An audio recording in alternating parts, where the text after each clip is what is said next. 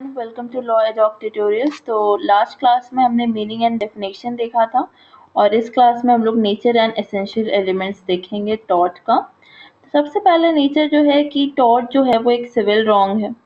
Tort जो है वो सिर्फ एक ब्रीच ऑफ कॉन्ट्रैक्ट या फिर ब्रीच ऑफ ट्रस्ट नहीं है और टॉर्ट ऐसा रॉन्ग है जिसके वजह से जो अनलिक्विडेटेड डैमेजेस हैं उसका कंपनसेशन देना होगा। मतलब कि अगर किसी के साथ कोई गलत काम कर रहे हैं तो उसको कंपनसेट करना होगा। हम इसे डिटेल में समझेंगे। टॉर्ट है, हमने कहा कि वो एक सिविल रॉन्ग है, ठीक है। तो जो सिविल रॉन्ग का बेसिक नेचर होता है वो क्रिमिनल रॉन्ग से बहुत अलग होता है, ठीक है। सिविल रॉन्ग में क्या होता है, जो इंजर्ड पार्टी होता है जैसे कि प्लेंटिफ, वो एक सिविल प्रोसीडिंग फाइल करता है रॉन्ग डूअर के अगेंस्ट कि हाँ सामने वाले डिफेंडेंट जो है उसने मेरे साथ गलत किया या फिर जो भी सिविल रॉन्ग होता है प्रॉपर्टी से रिलेटेड होता है उसके अगेंस्ट में प्रोसीडिंग फाइल किया जाता है, ठीक है। इन सच केस क्या होता है, जो मेन रेमेडी होता है वो डैमेजेस होता है कि हाँ हमको इतना डैमेज पहुंचा है तो प्लेंटिफ जो है वो कंपनसेशन मांगता है, ठीक है, जो भी इंजरी उसको हुआ है उसके लिए, ठीक है। तो वैसे ही टॉर्ट भी एक सिविल रॉन्ग है। तो उसमें भी क्या होता है कि अगर कोई प्लेंटिफ जो है जो सूट फाइल कर रहा है उसके साथ कुछ भी गलत होता है, जो रॉन्ग डूअर है उसको कंपनसेशन देता है, ठीक है। लेकिन क्रिमिनल रॉन्ग में क्या होता है, क्रिमिनल प्रोसीडिंग होता है अक्यूज के अगेंस्ट में जो कि स्टेट करता है, ठीक है। सिविल प्रोसीडिंग हमेशा पिटिशनर करता है जो फाइल करता है केस को, लेकिन क्रिमिनल रॉन्ग में क्या होता है, स्टेट फाइल करता है केस को, ठीक है।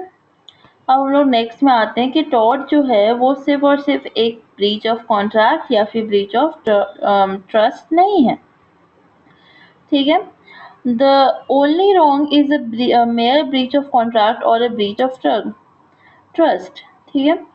तो यहाँ पे ये कह रहा है कि अगर कोई पर्सन है, वो ये एक एग्जांपल से समझा रहे हैं कि अगर कोई पर्सन है वो एग्री कर जाता है परचेज करने के लिए रेडियो सेट, ठीक है, एंड उसके बाद वो उसको खरीदना नहीं है, ठीक है। वो एग्री कर जाते हैं कि हाँ हम एक रेडियो सेट खरीदेंगे, लेकिन वो नहीं खरीदा। तो यहाँ पर एक ब्रीच ऑफ कॉन्ट्रैक्ट तो है, लेकिन ये टॉर्ट में नहीं आएगा क्योंकि वो उसकी मर्जी है ना, वो खरीदे या नहीं खरीदे। जैसे कि एग्जाम्पल है इसमें, ए जो है वो deliver his horse to B for safe custody for a week, ठीक है। ए जो है बी को हॉर्स देता है सेफ कस्टडी के लिए एक वीक के लिए। बी जो है वो अलाउ करता है हॉर्स को मरने के लिए, मतलब भूखा मरने के लिए, स्टारवेशन की वजह से। जो बी एक्ट जो है, बीस का जो ये एक्ट है, ये दो रॉन्ग करता है। एक तो ब्रीच ऑफ कॉन्ट्रैक्ट और बेलमेंट है क्योंकि उसको आपको एक हफ्ते के लिए आपको दिया गया सेफ कस्टडी में रखने के लिए, और दूसरा commission of tort of negligence भी है, ठीक है। तो ये टॉपिक समझ आया। अब नेक्स्ट जो है वो है tort is redressable by an action for unliquidated damages. अब ये क्या है कि डैमेजेस जो है वो बहुत इंपॉर्टेंट होता है, बहुत इंपॉर्टेंट रेमेडी होता है टॉर्ट के अंदर, ठीक है। तो जब भी रॉन्ग हो जाता है तो वहां पर मनी कंपनसेशन देखा जाता है, क्योंकि अगर कोई किसी को हार्म कर दिया तो वो हार्म वापस, मतलब उसका जो नुकसान हुआ है उसको वापस नहीं लाया जा सकता है। जैसे कि अगर किसी के रेपुटेशन को हार्म कर दिया गया है तो उसकी ओरिजिनल पोजीशन को वापस नहीं लाया जा सकता है। तो ऐसे केस में ये देखा जाता है कि कितना मनी जो है वो इक्विवेलेंट है उस हार्म, जो उस पर्सन के रेपुटेशन को खराब किया गया है डेफेमेशन के थ्रू, उसको वापस लाने के लिए कितना मनी इक्विवेलेंट है, कितना पैसा देंगे कि वो बराबर हो जाएगा। तो ये होता है टॉर्ट में, ठीक है। ये उसके नेचर थे। अब हम लोग एसेंशियल एलिमेंट्स देखेंगे। टॉर्ट के एसेंशियल एलिमेंट्स दो हैं। सबसे पहला एक्ट और ओमिशन, और दूसरा है लीगल डैमेजेस। तो इसको समझते हैं डिटेल में। रॉन्गफुल एक्ट और ओमिशन क्या है। तो सबसे पहले एक्ट से समझ आ रहा है कि कोई काम करना, और ओमिशन का मतलब हो गया कोई काम नहीं करना। मतलब कि ऐसा कोई काम जो आपको करना चाहिए था, ठीक है, और आपने नहीं किया, ठीक है।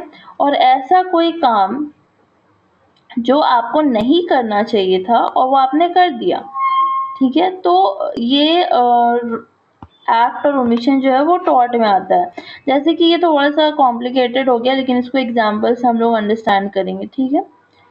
कि अगर कोई जो है वो डूब रहा है, कोई बच्चा डूब रहा है पानी में, तालाब में, तो अगर आप गुजर रहे हैं वहां से तो आपके ऊपर ये मोरल ड्यूटी है, ठीक है, आप उस पे बचा भी सकते हैं, नहीं भी अगर आप देखें एक बच्चा डूब रहा है और आप उसको नहीं बचाए तो कोई आप पे ये केस नहीं कर सकता है कि हाँ आपने कोई क्राइम कर दिया, आपने उसे नहीं बचाया, क्योंकि वो एक मोरल रॉन्ग है, ठीक है, आपने मोरली आपको उसका हेल्प करना चाहिए था लेकिन नहीं किया, तो इसमें आपकी कोई गलती नहीं है, इस पे आप पे कोई केस फाइल नहीं हो सकता, ठीक है, आपका लीगल ड्यूटी नहीं था वहाँ पर कि आप उसको बचाएं ही।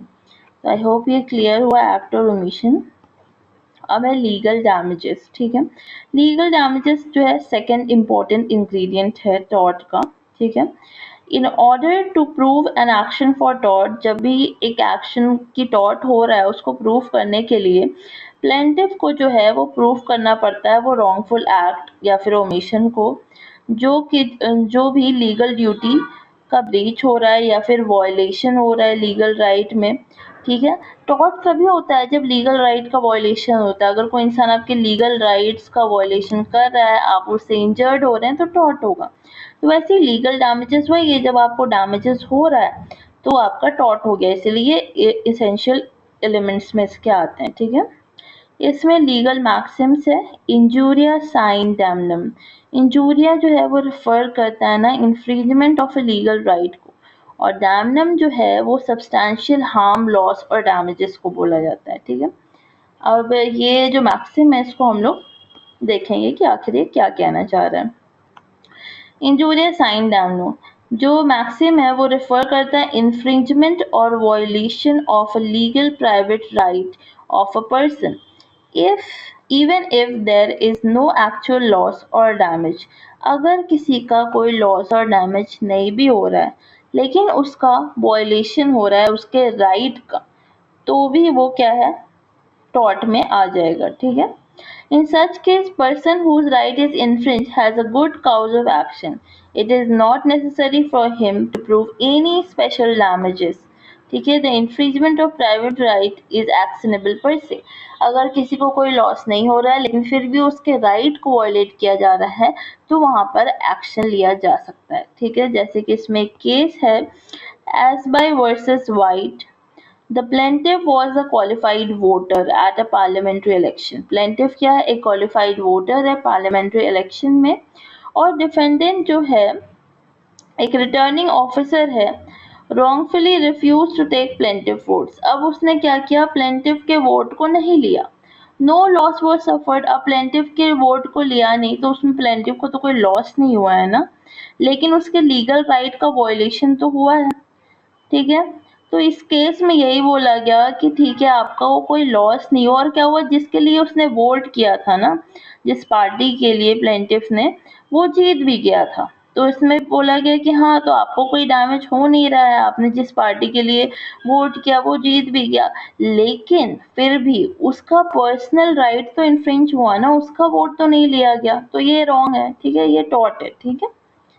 आई होप आपको ये समझ आ रहा हो। अब है इसी से सेम मैक्सिम एक और, डैमनम साइन इंजूरिया, ठीक है, बस वर्ड्स को थोड़ा सा आगे पीछे किया लेकिन मीनिंग अलग हो जाता है दोनों का, तो इसका मतलब क्या है, डैमनम साइन इंजूरिया का मतलब होता है एक्चुअल और substantial loss, sorry, without infringement of any legal rights, मतलब कि किसी का बस उल्टा, उसका वहां पे था कि लीगल राइट इन्फ्रिंज हो रहा है बिना किसी लॉस के, और डैमनम साइन इंजूरिया ये है कि आपको लॉस हो रहा है लेकिन आपका कोई लीगल राइट इन्फ्रिंज नहीं हो रहा है, ठीक है। इसको हम लोग इसको भी एक एग्जांपल से समझते हैं केस लॉ से, जो कि ग्लॉस्टर ग्रामर स्कूल केस है। इस केस में क्या होता है ना, जो डिफेंडेंट है वो स्कूल मास्टर होता है, ठीक है, जो कि एक राइवल स्कूल खोलता है प्लेंटिफ के सामने, मतलब एक स्कूल था उसके जस्ट सामने में एक स्कूल खोल देता है कंपटीशन के लिए, राइवल के लिए, दुश्मनी के लिए, ठीक है। तो यहाँ पे प्लेंटिफ जो है, प्लेंटिफ का जो पहले से स्कूल था उसका जो फीस है वो रिड्यूस हो जाता है क्योंकि सामने भी एक स्कूल खुल जाता है, ठीक है। तो प्लेंटिफ को का कोई राइट तो सफर नहीं किया गया लेकिन उसको लॉस तो हो रहा है ना, उससे वो जो डिफेंडेंट है वो कुछ छीन नहीं रहा है, उसका राइट इन्फ्रिंज नहीं कर रहा है, पर क्योंकि वो सामने एक स्कूल खोल दिया तो उसके वजह से उसको फीस कम आने लगा। ठीक है, तो इस केस में ये होता है। ठीक है, इसमें क्या कहा गया है कि damnum may be absque injuria as if I have a meal and my neighbor builds another meal whereby the profit of my meal is diminished, but if the mealer disturbs the water from going to my well or does any nuisance of like sort I have selection as a law gives।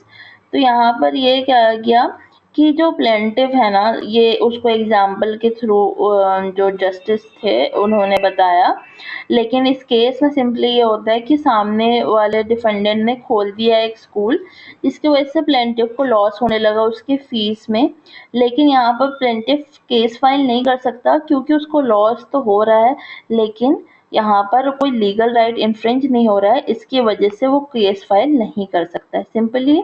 तो I hope आपको ये समझ में आ गया हो। तो अगर आपको मेरे चैनल पसंद आ रहा है तो please like share and subscribe.